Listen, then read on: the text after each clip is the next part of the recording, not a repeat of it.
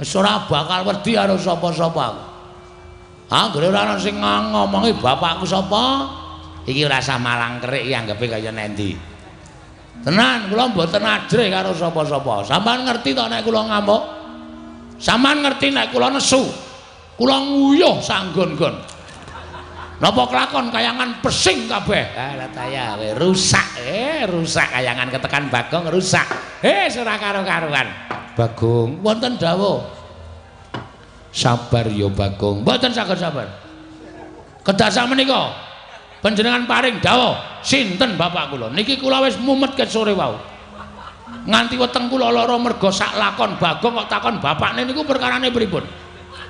Wah, wis cilaka tenan. Dek emben Semar bangun gedung kesenian. Niku wis mecahke sirah. Sakniki Bagong takon bapak wis apa ora bentet cengel kula. Ora taya kowe ning kowe bisa cah cerdas e. Padhake ora. Ha iso, mbok tekane iso mbok ora sing penting iso. Walah nekat bocah iki nekat wae.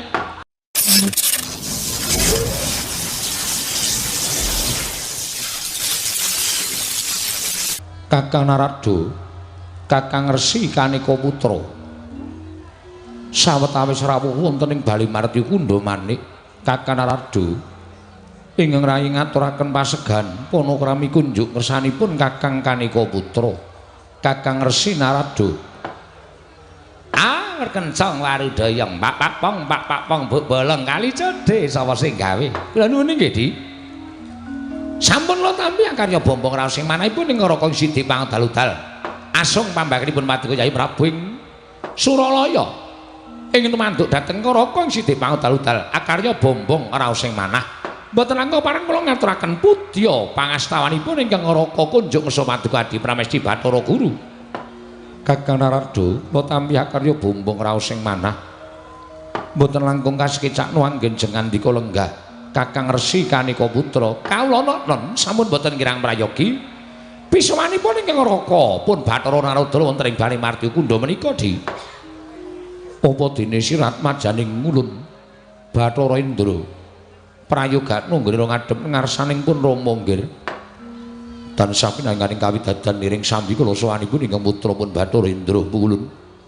Kepareng kula ngaturaken sembah sumangga ing pangabektinipun ingkang putra kunjuk sandha pepodo Paduka Kanjeng Pukulun sembahan kula Indra Ulun Tampa akarya bombong Tyas Ulun ora liwat pangestu Ulun Tampanana lho pundhingga jimat paripih dayana ing kasantosan paring pangestu Paduka Pukulun amawahana kabagyaning gesang kula Pukulun prayoga nunggil ngadhep ngarsa Ulun sampun boten kirang prayogi wisawanipun ingkang putra pun Bathara Indra.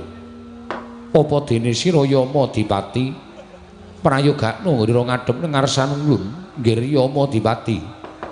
Haulun nun Pukulun sampun boten kirang prayogi bisawanipun ingkang putra pun Yama Dipati. Namung kepareng kula ngaturaken sembah sumangga ing pangabektinipun ingkang putra kunjuk sandha Pada Paduka Rama Pukulun. Iya Yama Dipati Ulun Tampa akarya bombong Tyas Ulun ora liwat pangestu Ulun tumrap marang jeneng para kulup Yama Dipati lho bendhingga jimat paripih dayanana ing kasantosan tatanan sangganing para wadyabala kang padha gantung sebo lan sangganing para jawata widodara widodari aja nganti ing padha saur manuk jeneng uluna diambabarake wigatining pepanggihan jroning kayiwangan. Ngestu padha dawuh Paduka Hyang Adi Pukulun ingkang putra namung netepi dhateng kewajiban Pukulun. Iya Yama Dipati kaya mengkono ingkang dadi atur kita ndadekake marem penggaling Ulun prayoga nunggone ngadhep Yama Dipati sampun boten kirang prayogi bisawanipun ingkang putra pun Yama Dipati Rawadi Pukulun wangsul dhateng ngersanipun Kakang Narada, Kakang Resi Kanika Putra. Mesti kemawon kejut raos sing manahipun Kakang Narada. Dene dinten sakmangke kula nimbali dhateng sowanipun Kakang Resi Kanika Putra wonten ing Balimarti Kundha Kakang Resi Narada. Kagiat raos sing manahipun ing Raka Sidhi Pangdal-udal. Dupi kula tampi timbalanipun Paduka Adi Pramesti Bathara Guru. Tumunten kula ngrakit tata gelaring upacara pepanggihan madaning Balimarti Kundha. Namung kemawon andhatosna ing kawuningan saya nyesek raos ing batos kula daya-daya kumacelu lan ngawuningani. Menapa to sababipun dening Paduka Adi Pramesti Bathara Guru ngawontenaken pasewakan ingkang belen hataten ingkang sampun? Menapa badhe paring deduka dhateng peranganipun para Jawata? Menapa badhe paring ganjaran dhateng para dewa? Di mugi para ambabarana ingkang sejati ingkang raka sidhe pangdal nedya nganglungaken jangga nilingaken karna mastuti sabda utama Paduka Adi Pramesti Bathara Guru. Kakang Narada kasinggihan mekaten. Mestinipun Kakang Narada kejoting penggali krana dinten sakmangke kula ngawontenaken pasewakan ingkang bene kelan adat ingkang sampun Kakang. Mugi andadosna ing kawuningan estunipun namung kapraposo dhateng hawa benter ingkang sumundul wonten ing kayiwangan andadosaken gara-gara ning kayiwangan geger sangganing para widodara widodari, para Jawata, para dewa, para dewi sami pados margining ingkang tentrem krana panas ingkang sampun nerak dhateng kayiwangan Suralaya Kakang. Menggah pemanggipun Kakang hawa ingkang panas mekaten menika kala wau krana dipun sababaken saking menapa keparenga Kakang Narada paring dawuh. Adalah. Nyuwun pangapunten, Di, nyuwun pangapunten. Mboten ateges ing raka Gusti Pangdal menika mboten purun. Munjuk atrasa Paduka Adi Pramesti Bathara Guru menika babar pisan mboten namung kewala. Mugi andadosna ing kawuningan pandangon Paduka menika mujudaken satunggiling panyobi menapa mligi lair batos mujudaken pandangon. Leripun kados pundi dene Paduka paring dawuh mekaten. Ah inggih. Krana Paduka Adi Pramesti Bathara Guru menika dewaning para dewa, nalindraning para dewa. Sampun malih kawujudipun titah sawantah. Nadyan kutu-kutu walang ataga kemawon jinaring wonten ing pangwaos Paduka Adi Pramesti Bathara Guru. Nanging sabab menapa namung babakan hawa panas sing sumundul wonten ing antariksa kemawon Paduka dadak dangu dhateng raka ing sidi pangdal-dal. Kakang Narada, punapi? Nadyan ulur menika dados nalindraning para dewa. Nanging mugi andadosna ing kawuningan ingkang dados kami tuwa kayiwangan menika sinten? Kula, Di.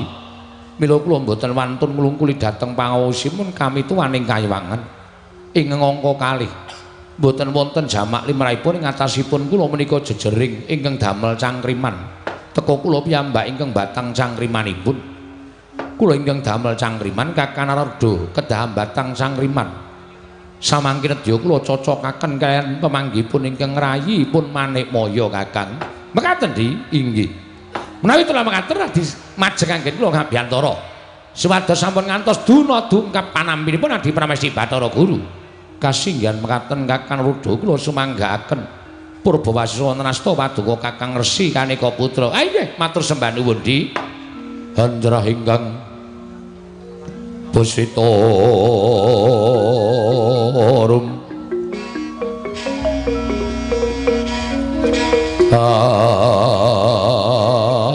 asilring samirana mre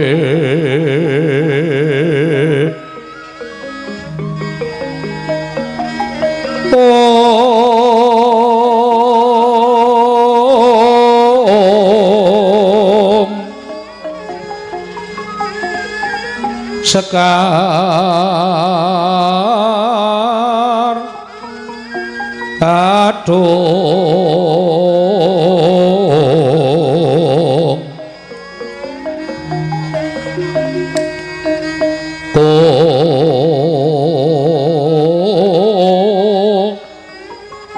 ngas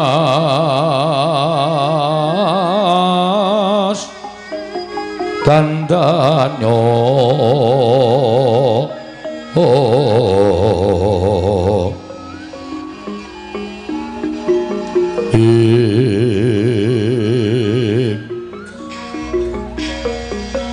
maweh raras renaning driya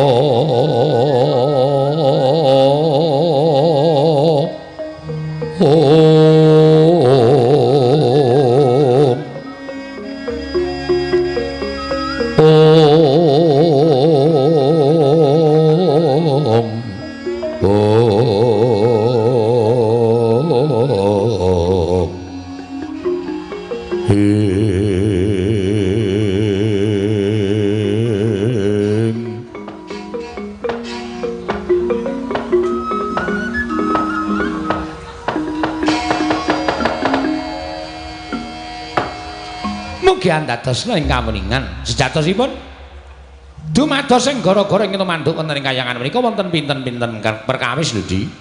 Adi guru kedah emut inggih Kakang Narada ingkang sepisan gara-gara ing manduk wonten ing kayangan menika saged adamel panas hawa benter ingkang tumanduk wonten ing Suralaya sepisan menawi wonten lemah sangar kayu aeng menika ugi andadosaken gara-gara ning kayuwangan mila pendak-pendak wonten lemah sangar kayu aeng tumutun paduka Padi Guru dawuh dhateng para Jawata supados ambedol kayu menika kala wau minangka dados umpak ing sela Kandhawaru binangun. Kakang Narada kasinggihan mekaten. Namung kula taliti dumlaring jagat menika boten wonten wujudipun lemah sangar kayu aing ing damel gara-gara wonten ing kayuwangan. Wondene kalih inggih menika wujudipun Brahmana ingkang Malik Tingal. Menika ugi boten wonten angka 3 satriya ingkang lereh keprabon mangka tumuli ambrah emutan. Menika contonipun menawi wonten satriya ingkang lereh kasatriyanipun tumuli ambrahmana menika saged dadosaken kageger ing kayuwangan Suralaya. Dene angka 3 titah ingkang kepengin kembali dhateng pangawaosipun para Jawata. Titah ingkang kepengin kembali dhateng pangawaosipun Jawata Kakang inggih. Dadi pratandha bilih paduka Pramesti Bathara Guru tartemtu saged mangertosi menapa ingkang dados gara-gara wonten ing kayuwangan. Kakang Narada kasinggihan mekaten. Ingkang salajengipun sinten Kakang? Menawi wonten satunggiling Brahmana tapa ingkang piyambakipun kepengin sanget gesang sak tataning para dewa. Menika ugi andadosaken gara-gara wonten ing kayuwangan. Kakang Narada kasinggihan mekaten. Inggih. Wangsul tuwin pinten-pinten lampaning kesapulaturaken menika kala wau. Nyuwun pangapunten lho Di. Menawi boten wonten setunggal kemawon ingkang kelampah wonten ing Madyapada mila manahipun ing Rasa Pangdalu menika ugi gumun. Lho ing atase jagat menika mboten wonten menapa-menapa lah kok kayangan timbul gara-gara ingkang sumukipun ngantos damel geger sangyaning para Jawata. Menika daya menapa lan dipun timbulaken saking menapa dumugi sakmriki ingkang Raka dereng saged andhadhaki miwah ngertosi dhateng dumadosing lelampahan menika kala wau. Inggih Kakang. Kasinggihan mekaten. Nah, menggah pemanggipun Adi Pramesti kados pundi? Nyuwun pangapunten. Nadyan kula piyambak ugi boten mangertosi Kakang. Sampun kula tiling-tilingaken paningal. Nalika semanten angupaya tuwin angulari wonten pundi papan pernaing lelampahan jagat ingkang satemah karya gara-gara ewadene boten kelampah tuwin boten saged minanggihaken. Mula ingkang saking menika tumuli kula ngawontenaken pasewaken pepanggihaning para Jawata ingkang wigati namung kepengin sanget Kakang Narada menika paring cecala obor penggalipun ingkang rayipun Manikmaya. Anggenipun kula mboten saged manggihaken gara-gara menika kala wau Kakang Narada. Dalah. Lah menapa iki Di? Menawi telu mekaten kedah para Jawata tridasa wataknawa sedaya dewaning para dewa kedah mandhap wonten ing Janaloka angupayim ngupaya wonten pundi denungipun ingkang dados tuk sumbering gara-gara menika kala wau Kakang Narada. Sikra-sikra yen permana kanca ngraken nawang sesa bingung tah ingkang minggah wonten ing Suralaya. Hakarya jingkak kang samya mulat mangramba ing sangganing para Jawata ingkang samya gantung sepo kancana dayana titamungganing kayangan wenehi dalan to wenehi dalan.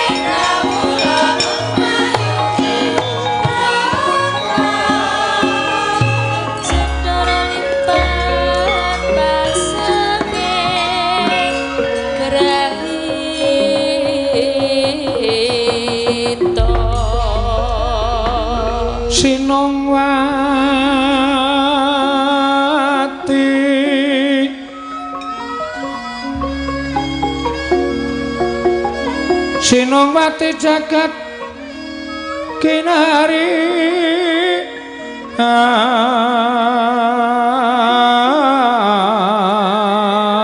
among mbak lumembak ombak ing samudra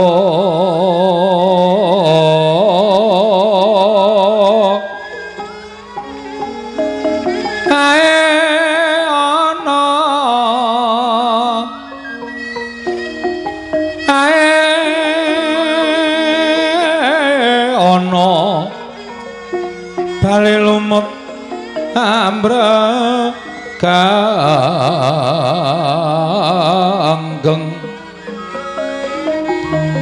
awita denceng dencengan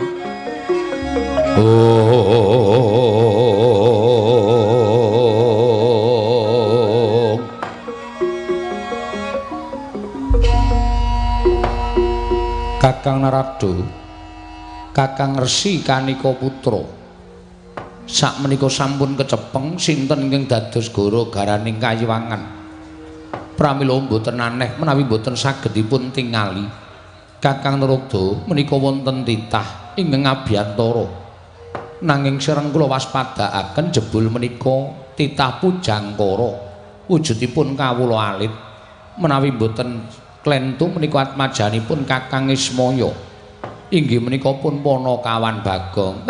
Adalah. Wela. Kayangan iki paling ora ketekan ratu utawa dewa utawa pendhita sing pinunjul. Tur ya sing kuncara anjaying bawana. Wah, tiwas padha diwenehi dalan karo para dewa. Tak kira nek ana sawaning Nalendra Gung Binathara ingkang nedya sowan ngersane Ngadi Pramesti Bathara Guru lah kok iki wah ora pangle iki Bagong ta iki. Lah kok dadi sowaning kayangan kok ngerti dalane iki piye iki? Kakang Narada punawi nadyan dipun menapakaken menika titah kula. Ha inggih. Kayangan menika mboten pilih-pilih sinten kemawon ingkang badhe sowan nartemtu ulun keparengaken. Inggih. Tumrap katimbalana menapa wigatosipun Bagong sowan menika? Kakang Narada lenggah ingkang langkung prayogi. Inggih ngestaken dawuh. Panakawan Bagong padha rarja sak prapta kita Panakawan sowan ning Kayiwangan Suralaya Panakawan Bagong nonamit pasang Kalimantabe tinebena ing iladune dumawahing tawang towang menapa sampeyan ingkang nami Pukulun Bathara Guru? Iya Bagong. Kok cilik? Bagong aja sembrono. Nggih. Kemarang kula ngaturaken sembah sumungkeming pangabekti kula konjo Pukulun. Iya Bagong ulun tampa pangestu ulun tampanana. Kaya ngene iki to Bathara Guru ki wujude. Malak piye? Kancane tangane loro kok dheke papat dhewe. Nek adus mesti suwe banget kuwi. Lengosoki kelek papat dhewe. Iya Bagong, nggih Pukulun, karo sapa kita? Piyambakan ngerti dalan ingkang anjaka ning Kayiwangan. Nggih nadyan keblusuk-blusuk ning kula tanglet-tanglet mergi wonten dalan mergi ingkang anjak wonten ing Kayangan jebul munggah gunung dhuwur banget.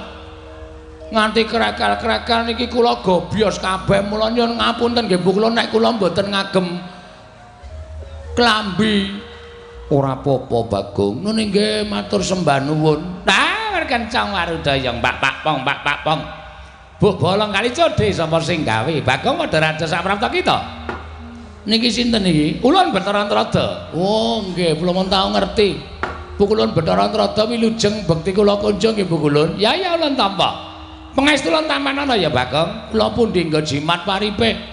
Dayanana ing kasantosan. Iya Bagong, nggih. Bagong padha raja sak prapta kita. Niki sinten iki? Ulun Bathara Indra. Oh, nggih. Kancane Dana Kasina dudu. Ulun Bathara Indra. Kowe ngawur iki dene kacene iki ra nggon film. Pukulan sok nonton. Iya, iya. Wah, jan. Nggih padha kula ya penggemar. Iya, wis malah ngrekoso aku iki. Jane rasa nyaut omongane Bagong malah tekan dindi. Pukulan Bathara Indra wilujeng. Bekti kula konjo pukulun. Iya ulun tampa pangestu ulun tampanana. Kula pundi nggo jimat paripe Bagong Badararja sak praptamu. Wilujeng piye kabare Kanjeng Rama Pukulun? Rama sapa? Rama Pukulun Sang Hyang Ismaya. Semar lho. Iya. Sehat alhamdulillah. Lho sampean kok nyeluk Semar kok Rama Pukulun? Aku kuwi putrane Sang Hyang Rama Pukulun Ismaya. Aku kuwi putrane Semar. Wah, lah bapak ki anake ting tlecek. Nang ndi-ndi ndek anak nang ndi nom-nomane nakale ra jamak-jamak kae mesti. Ora perkara nggon kuwi nanging aku kuwi putra sing dadi dewa. Wah, ngoten. Iya. Nek ngono sedulur kali kula kali Gareng kali Bak Petro. Iya, sedulur. Wah, lah kok beda ya bumi langit. Sampeyan iso dadi dewa mukti ngawi bawa Nyakrawati mbau denda. Kula ngetutke Semar mengkere terus ora mundak-mundak. Iya, Bagong pestine dewi-dewi. Nuni nggih. Bekti kula nek nyelok napa? Ya sakarepmu. Kula karo sampeyan tuwa sapa?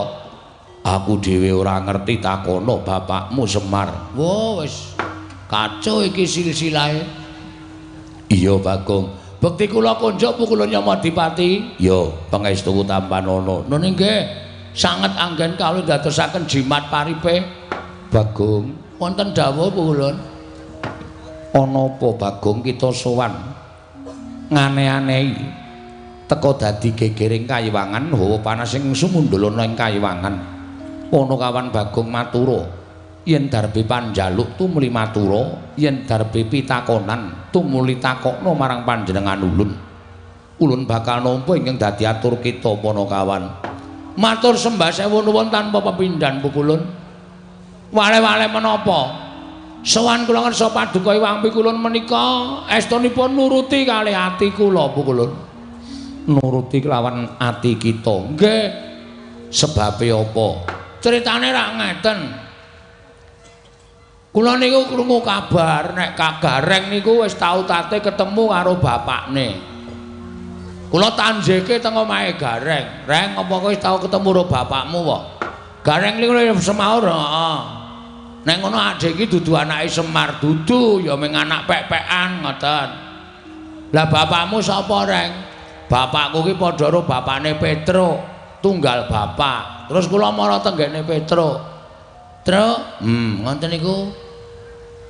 Apa bapakmu karo bapakne Gareng ki padha apa? Padha. Nek ngono kowe karo aku barang ki padha tunggal bapak, ora. Kowe ki beda dhewe. Ngoten niku. Lah terus bapakku sapa, Truk? Bapakmu ya Semar kae. Monggo ati kula niku jane ora pas. Nek kula ngrasake anak Semar niku mboten. Wong Petro karo Gareng kowe bapakne beda kok. Ngoten. Nggih bener nek Semar niku ya anak-anak. Ning anake Semar niku do dadi dewa. Mula sing dijak medhun ning jagat niku mung anak-anake kuwalon. Sing dijak sengsara niku mung anak-anake kuwalon. Terus kula takon kalih Gareng, "Lah anakku, bapakku sapa, Reng?" "Ayo mbah, ngoten niku. Kelara-lara kula 7 dina 7 bengi ora doyan mangan. Meneng mawon kula teng omah mikir nganti rambut kula sing ngarep rontok niki. Niki merga kula mikir wong tuwa kula niku jane sapa? Ora mungkin nek kula niku urip kok mlethek saka watu. Niku mboten bakal kelakon. Tumuli kula rembugan kalih bojo kula. Bojo kita nggih. Yem Tariem. Bojo kita jenenge Tariem. Nggih. Malah durung ulun catet. Yen to ulun kagungan titah Alan Dewi Tariem, mboten Dewi. Niku mboten anake ratu, niku anake tani kok. Iya, Bagong. Nggih. Lek kula ketemu teng Gubuk Asmara. Iya, Bagong. Nggih. Pripun meneh sing jeneng jodoh? Lah iya, lah nggih. Piye aku kok ngene iki? Aku kok kaya rumangsaku kok kaya urip kok ora ndek wong tuwa ta, Yem. Angge sampean pripun carane Pak goleki bapak? Bapak sampean niku sapa? Bapak kuwi jarene ya Semar kuwi. Bojo kula wae ora yakin kok. Nek kula niku anake Semar, rupa ya beda, kesenengan ya beda, hobi ya beda. Semar niku hobine wedangan, kali pacitan. Kula hobine nyopet. Lah beda to? Pun beda. Dadi mesti enten darah sing mengalir teng kula nek pancen kula niku anake Semar. Lah terus kula rembugan kali bojo kula ngene wae yem. Nek aku ora iso nyembah wong tuaku, aku ki isin, aku ki wirang. Mula tak nek aku goleki bapak piye? Ah monggo Kamas. Kamas pangeran ajeng kersetindak.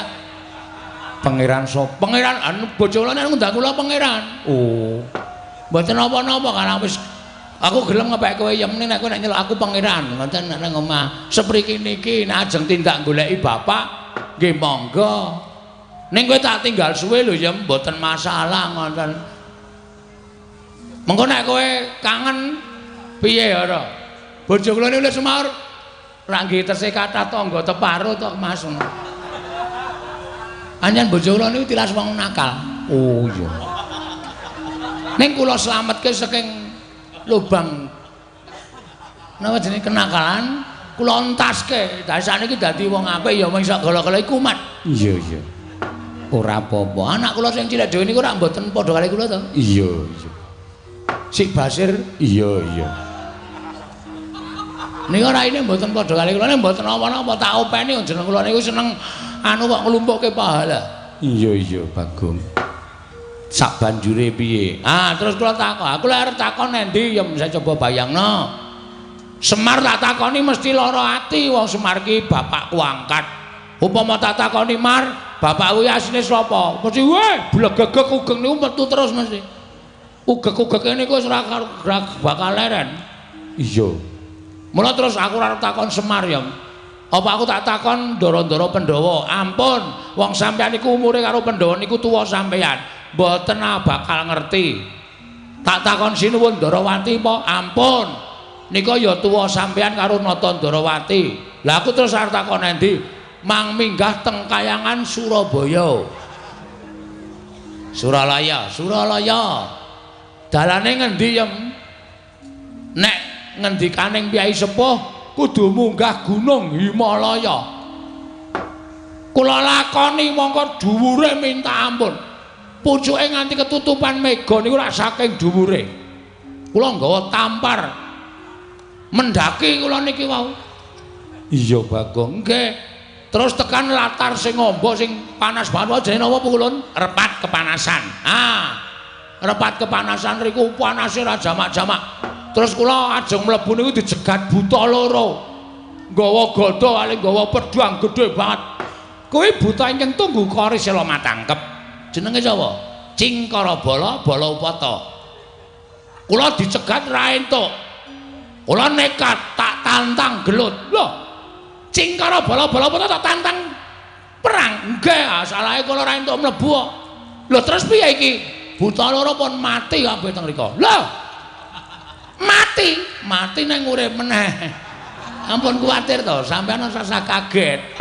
Kali omongane Bagong niku ampun mang cekeli tenanan. Mula kula omong niku akeh ngapusi mbangane benere. Wah, setan tenan lah. Iki wis deg-degan e. Wis arep utusan Yama Dipati kak kon nitik Cingkara Bala Upata. Kula mlebu bleng. Terus wonten Kayangan, kula leboni bleng wonten jebule sing lenggah teng mriku dewane ngangin. Bathara Bayu. Kula sowan Pukulun Bathara Guru mrika dudu. Ulun Bathara Bayu. Oh, Bathara Bayu niku napa dewane ngangin. Oh, berarti sing gawe entut barang niku Bathara Bayu. Wah, jan Bagong iki didudui mriki niki kok andher para dewa akeh banget. Terus kula nyuwun dalan, nyuwun ngapunten, munggah tekan mriki niki. Nah, Pukulun sasampunipun kula sampun dumugi wonten ing papan mriki. Sasampunipun kula dumugi wonten ing papan mriki, kula ajeng nyuwun prisa Pukulun. Sejatosipun nek Pukulun menika dados dewaning para dewa mesti kemawon Pukulun menika prisa. Kula niku anake sapa? Nek pancen kula niku duwe wong tuwa, nek isih urip kula paranane kula sungkeme. Ning nek bapak kula wis ora ana, kula mang duduhi sareane kula ajeng ndongake bapak. Pun niku mawon. Nek pukulun maringi prisa matur nuwun. Nek pukulun mboten paring dawuh, mboten ngertos bapak kula sinten, kula niki sowan mriki ora ming paitan nekat tok, ning wis wani mati. Wani mati kula. Estu. Mbangane kula urip teng alam donya, mbangane kula anggen gara-gara iso gawe guyu wong delok ning kula ngerti bapak kula. Lara ati kula kula. Kula iso gawe guyu wong nonton garger-garger ning terus nek wong tenan Bagong anake sapa? Niku ati kula diris-iris. Kula niku iso gawe bungahe wong liya kok ati kula ora iso bunga. Niku terus carane pripun coba kula tak takon. Mula kula pengen ngerti wong tuwa kula. Mbangane kula ora ketemu kali wong tuwa kula. Kula nyuwun paduka pukulun dinten niki kula mang cemplungke wonten ing kolam pemandian. Wah arep omong rak ngawur wae ta. Cemplungke endi? Niku lho sing nggo nyiksa wong Kawah Candra Dimuka kolam pemandian Dengkul Mlacak kuwi ora. Kayangan kok ana kolam pemandian. Mang cemplungke wonten ing kawah. Napa pukulun Candra Dimuka? Candra lho kita. Dimuka. Dimuka. Wis sinden kok. Candra Dimuka. Monggo dinten samenika kula aturi paring dawuh. Nek panjenengan boten kersa paring dawuh boten ngertos kula njaluk mati pun niku mawon. Kosik Bagong, nek kowe mati bojomu piye? Pun wonten sing lamar kok niki. Lho. Lagi tak tinggal iki wis sing lamar, mpun kula bebaske kok kula niku. Wonge kepenak kok. Ha nek pancen mbangane karo kula ora seneng wis diirak-iriki tangga kula ya wis tak nengke mawon. Wah, lah wong edan ora. Kakang rada kados pundi? Ah monggo, Di. Meskipun Adi Guru menika sampun pono. Babakan wontenipun Bagong menika saking menapa lan tiyang sepuhipun sinten panjenengan kedah saged paring dawuh. Mergi kula kuwatos Bagong menika wonge wah ndugal kewarisan. Keladuk wani kurang geduga nek nganti panjenengan boten saged paring dawuh bapakne sapa? Wah, Bagong mesti ngamuk wonten negari utawa kayangan Suralaya. Jelas. Wis ora bakal wedi karo sapa-sapa. Anggere ora ana sing ngomongi bapakku sapa? Iki ora sah malang kerik iki anggepe kaya nendi. Tenan kula mboten ajrih karo sapa-sapa. Sampeyan ngerti to nek kula ngamuk? Sampeyan ngerti nek kula nesu? Kula nguyuh sanggon-gon. Napa kelakon kayangan pesing kabeh? Ah lah taya rusak. Rusak kayangan ketekan Bagong rusak. Ora karo-karuan. Bagong wonten dawuh. Sabar ya Bagong. Mboten saged sabar. Kedah sakmenika panjenengan paring dawuh sinten bapak kula niki kula wis mumet ke sore wau nganti weteng kula lara merga sak lakon Bagong kok takon bapakne niku perkarane pripun. Wah wis cilaka tenan. Dek emben Semar bangun gedung kesenian niku wis mecahke sirah. Sakniki Bagong takon bapak wis apa ora bentet cengel kula. Ora taya kowe ning kowe bisa cah cerdas e. Padhake ora. Ha iso, mbok tekane iso mbok ora sing penting iso. Walah nekat bocah iki, nekat wae. Pripun? Latri paring dawuh. Sinten bapak kula? Bagong. Yekti kita kuwi ora linairake lan ora ana ingkang ngandhut kelawan jeneng kita. Ora ana titah wanita ingkang ngandhut badan kita. Lan ora ana wanudha ingkang ngandhut badan kita. Pas. Ora mungkin. Masa ana menungsa kok mlethek saka watu, jedul saka wit. Niku dudu menungsa. Niku demit. Niku setan. Lah Bagong niku menungsa. Niku mung wangsulane wong sing ora ngerti sapa bapak kula. Pun sampean saniki ngaku napa mboten? Bagong. Nun. Ulun iki sapa? Bathara Guru. Nek ora tau mulang. Ngerti ulun Bathara Guru? Nggih. Ulun iki jejering sapa? Dewa. Wajibe titah kelawan dewa nyembah tata krama. Nek dewa ditakoni ra iso wangsulan. Apa gunanya jadi dewa kok? Mboten wonten gunanipun. Ha percuma, kabeh niku sampeyan ngerti lelakone kok. Aja kok menungso. Kutu-kutu. Kutu-kutu Walangatoga. Kutu-kutu Walangatoga. Sampeyan niku ngerti apa musike. Aku mung perkara Bagong kok ora iso ngandhake. Ngene, tak kandhani. Ngopo iki cah cilik melu-melu? Wah. Cah cilik dengkul kita kuwi. Najan cilik ulun iki kamituane ngayangan. Nggih. Lah kowe tak kandhani Bagong. Sejatine kowe iki ora dumadi saka utawa ora linarake dening sawijining ibu. Terus bar melu-melu jawabane iki kowe. Nah, melu-melu ditanono kowe. Plotroke kathokmu. Hei. Dewa karo diplotroke kathoke ora. Tak kandhani ya. Sejatine kita kuwi ora mlethek saka watu, ora jedul saka kayu watu.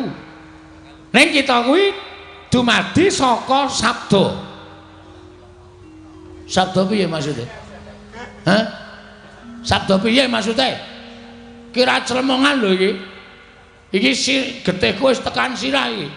Munggah angel-angel nang kayangan, tak rewangi nganggo tampar tak unggahke kaya wong mendaki nganti babak bundas nek ming nang kene dikandhani Bagong, kowe iki ming dumadi saka sabda, ora jelas kowe. Kok sikek ta? Iki cepet iki. Ndek gang sases-sases ngono. Dumadi saka sabda kuwi merga disabda dening sawijining dewa. Ha dewane sapa? Dewane sapa? Ayo ora mung waton omong kowe. Cah cilike melu-melu. Yaine ijik melek. Kono mulai sekolah sesuk. Wah, dengkulmu kuwi ora. Wah, Bagong ki anggere karo dewa kok sak penake dhewe ora. Piye maksude? Bagong, "Non, ganti iki meneh." Bolak-balik. Ngene, ulun jarwani nggih. Nalika semana Semar tumitah ana ing jagat kuwi sayekti durung duwe ruwang. Terus tumuli sowan kelawan Catugara, ya kuwi Kakang Tejamaya lan Kakang Ismaya sowan ngersane Ngiwang Pikulun Bathara Tunggal. Tunggale pira?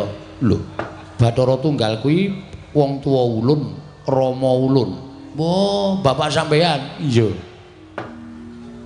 Sang Hyang Bathara Tunggal nanting kelawan Kakang Catugara yen to pancen kepengin darbe ruwang tumuli nyipta sarana napsuning Kakang Catugara sinipta dadi wujuding Sarawita utawa bilung ing angka loro nalika Si Ismaya nyuwun ruwang ana ing jagat tumuli wewayanganing Si Ismaya ya Kakang Ismaya sinabda dadi wujuding pawongan ingkang gecul kumarucul kang aran Bagong. Mengkono mungguh kang dadi asal mula-mulanira Bagong. Bayangan. Iya. Kula niki iya sing nyipta Kanjeng Rama Pukulun Sang Hyang Bathara Tunggal. Bayangan. Aning Semar ki nang ndi sing ana bayangane? Nuwun sewu niki nuwun sewu wangsulan sing tenan apa ming gara? Kula kok kaya ora mantep to ming diwaringi kok kaya mustahil ngono lho. Ing atase bayangan kok di bem salah bem dadi wong.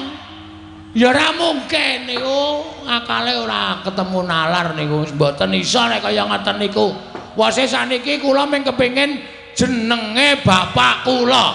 Titik. Nek sampean kersa ngaturake matur nuwun, nek mboten napa kudu sarana Bagong nesu teng kayangan ben kula dicemplungke teng Kawat Candra Timuka. Ben kula dipateni teng Kawat Candra Timuka. Ora ana gunane kula suwita Bapak Semar nek kula ora iso ngrungkepi padane wong tuwa kula. Ora ana gunane kula niku melu Semar nek kula ora iso ndongake wong tuwa kula. Ngoten mawon Bu kula. Pun niku kula nesu tenan iki. Niku aja tenang-tenang mawon to niki. Mugi dados ing kawuningan. Pukulun Bathara Rada mangsa wang rai kula niku wis sabang tenan. Niki tenan niki kula nek ora entuk jawaban tenan, kula nesu tenan.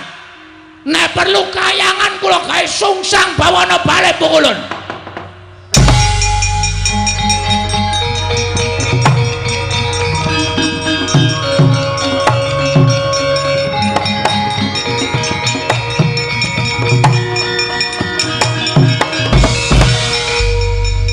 saestu nama sidam sekaring bawana langgeng.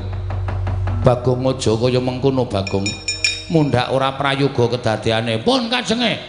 Lah witena sampean wis ora ditakoni ya mung sabda-sabda saka bayangan-bayangan apa? Bayangan kok min sabda dadi menungsa kaya mingayawara ulun kok ulun. Kula mboten percaya. Iya nanging nyatane kaya mengkono. As niku mung gawean sampean. Pokoke pukulun kersa mboten panjenengan nuduhke bapak kula. Nami sing kula goleki nami, jeneng, asma. Nek mboten jeneng, mboten nami, mboten asma, kula mboten nrimakaken. Kula mboten nrimakaken. Bathara Indra, bocah iki nek ora tak seret ning repat kepanasan gawe geger Bathara Indra. Weh.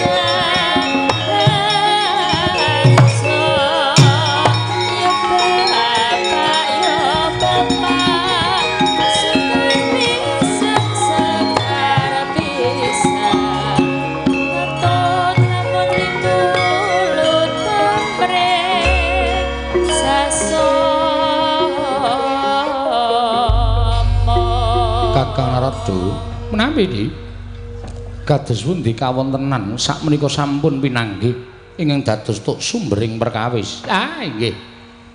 Muganipun Bagong anggenipun gadahi kerentek tuwinang gadahi pikajengan pinanggih kaliyan tiyang sepuhipun. Ayo wis dikandhani ora nggugu mongko wis dijarwani sejatine. Kakang Rada kasinggihan mekaten. Namun lajeng Bagong menika badhe tumindak ing mboten prayogi tumuli Bathara Indra kula dawuh supados ngedalaken Bagong saling bareng marti kundha. Sampun ngantos dados gara-gara ingkang mantu wonten ing kayangan. Kakang Rada malah dawuhna para Jawata kinen mangsulaken Bagong wonten papan dunungipun. Sampun ngantos damel kuceming para Jawata. Inggih ngestaken dawuh. Yama Dipati wonten timbalan. Bagong dawuhana supaya bali marang papan dununge gandeng kula wis paring dawuh sejatine lan tapa ingkang dumadine saka Bagong mau inggih ngestaken dawuh kaya wis ora ana dawuh maneh parapatan bali marti kundha lun bubarake lan mangsa Baranggon kira bubarake sanggaring para Jawata ngestaken dawuh kulun nyuwun pamit matal pasilan sing ati-ati aja kaya bocah cilik Yama Dipati Purna gati ning pananggilan. Sanad sasuka ndur ngedaton jeluk saking dampar kencana. Dinapit gambaran gading. Kadharaken sangganing Promban Cethi manggung ketanggung Joko Maloro. Inggih sami ngampil upacaraning keprabon.